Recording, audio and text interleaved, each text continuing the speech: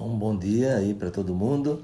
Mais uma vez aqui nos encontramos para fazer esta meditação diária do Evangelho, o alimento que deve nos nutrir a nossa mente, o nosso coração e também nos dar orientações para a nossa vida. Em nome do Pai, do Filho e do Espírito Santo. Amém.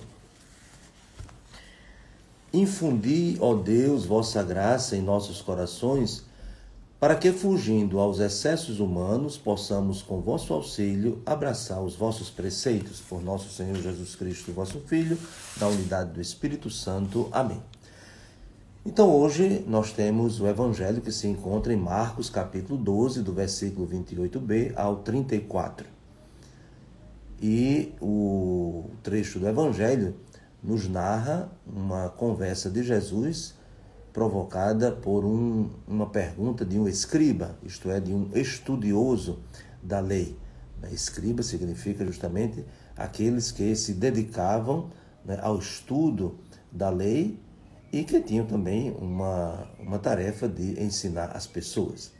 E um tema fundamental de estudo para os escribas, para os fariseus, para os doutores da lei, era justamente em relação aos mandamentos. Por isso que havia uma discussão, entre os rabinos, entre os estudiosos, diante de tantos mandamentos, qual é o primeiro, qual é o principal, ou seja, devemos partir de qual? Por isso que essa pergunta que o escriba faz a Jesus, qual é o primeiro de todos os mandamentos? Quando nós falamos em mandamentos, os mandamentos da lei de Deus, os mandamentos da Bíblia, nós pensamos já quase que automaticamente no decálogo, nos 10 mandamentos. Porém, quando no contexto bíblico se fala em mandamentos, nós não podemos pensar só nos 10 mandamentos, mas em todos os mandamentos, leis, normas que estão presentes no Pentateuco, nos 5 primeiros livros da Bíblia, e que os judeus identificaram 613 mandamentos. Então, já muda um pouco essa nossa compreensão. Se para nós os mandamentos são 10, para os judeus os mandamentos, na sua totalidade, chegam ao número de 613. Se hoje, infelizmente, muitas pessoas não conseguem dizer os 10 mandamentos, imagine se tivesse que lembrar os 613. E, portanto, essas perguntas entre os rabinos, diante de tantos mandamentos, se existe uma hierarquia, se existe algo mais importante e assim por diante. Somente uma informação, desses 613 mandamentos, nós temos aqueles que proíbem e aqueles que permitem, como nos 10 mandamentos. Amarás o Senhor teu Deus, é positivo. Não matarás, então é negativo. Então, fazendo essa classificação dos 613 mandamentos, nós temos 365 que são, poderíamos dizer, quase correspondente a cada dia do ano. Então, são de proibições. Então, tem o law, o mandamento que proíbe. Então, 365 proíbe, 248 são mandamentos positivos, ou seja, que permitem. Pois bem, mas isso não é o mais importante. O mais importante é a resposta de Jesus. Então ele pergunta qual é o primeiro de todos os mandamentos e Jesus vai fazer aquele resumo, aquela síntese perfeita, mas a síntese não significa exclusão.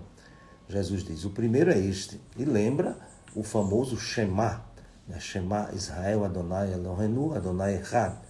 Então, este texto famosíssimo, que é uma oração, muito caro aos judeus, que deve começar o dia justamente com essa oração e deve se permanecer nessa perspectiva e nessa disposição de ouvir.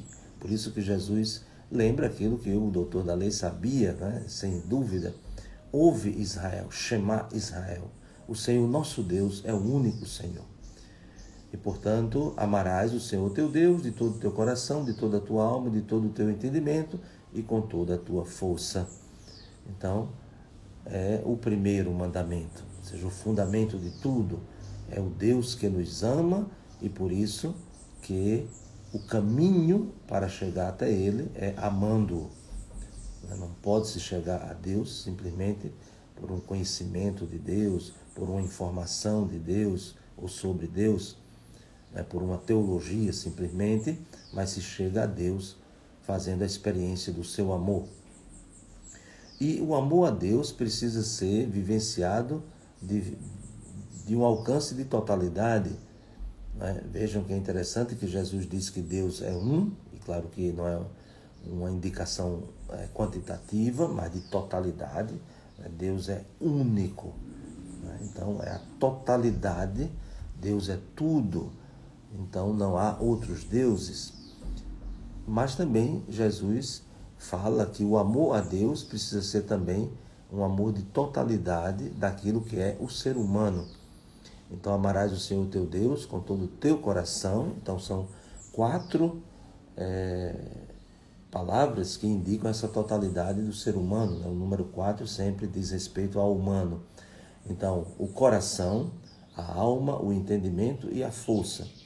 Aí nós poderíamos dizer que os 2 primeiros se referem ao ser humano enquanto movimento de penetração, de interioridade. Então, o coração e a alma. O coração no sentido do lugar das decisões, seria aquela consciência profunda do ser humano, e a alma, fecha, poderíamos interpretar como a sua dimensão interior. Então, nós poderíamos ali dizer que é o homem, o ser humano, por dentro. Então, amar a Deus por dentro. Isto é, ter essa dimensão interior voltada para Deus, amando-o.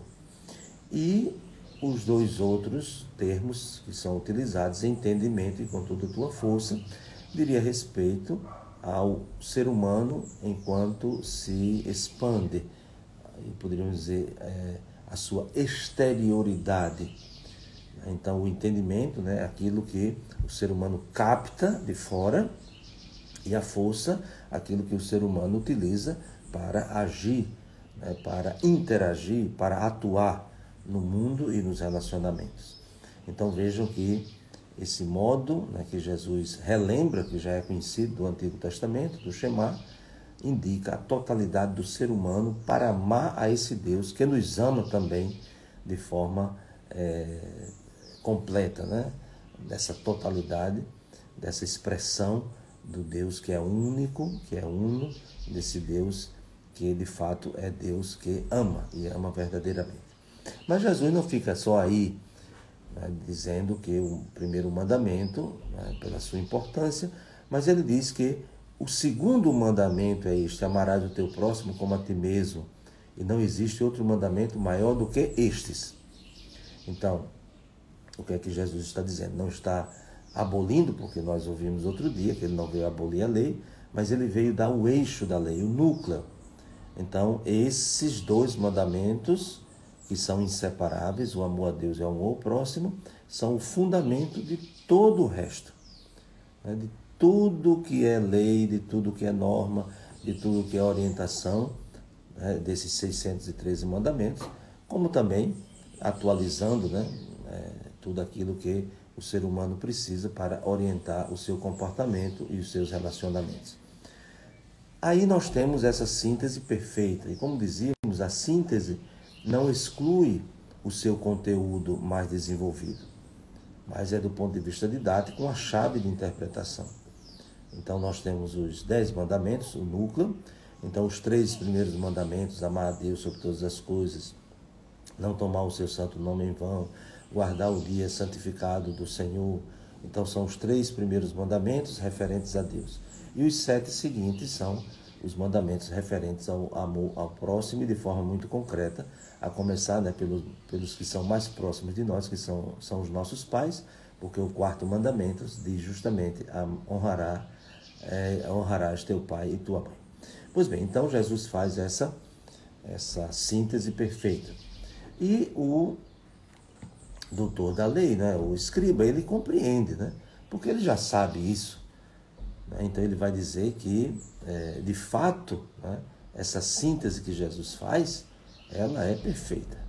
Na verdade, é como disseste: ele é o único Deus e não existe outro além dele. Amá-lo de todo o coração, Ó, de novo, né? De toda a mente, né?